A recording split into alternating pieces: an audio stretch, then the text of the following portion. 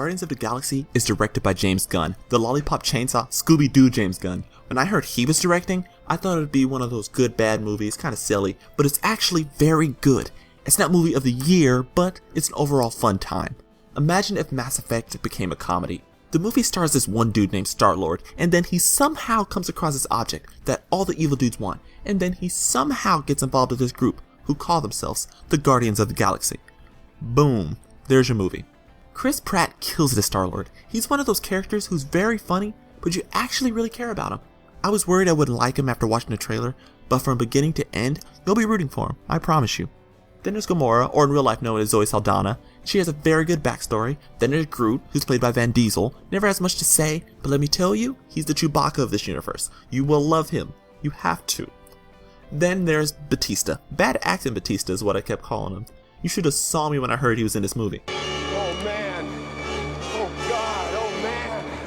Oh god. But his bad acting actually made him funnier. It worked for the character. He could have been better, more heartfelt, but for this one, he gets a pass. Now, I know I'm forgetting one character who... Oh, that's right, freaking Rocket Raccoon, the hypest character. Most people know this character from either Marvel vs. Capcom or comic books, but now he gets his time on the big screen. He stole the movie, he's hilarious, and he's a badass. What more could you ask for?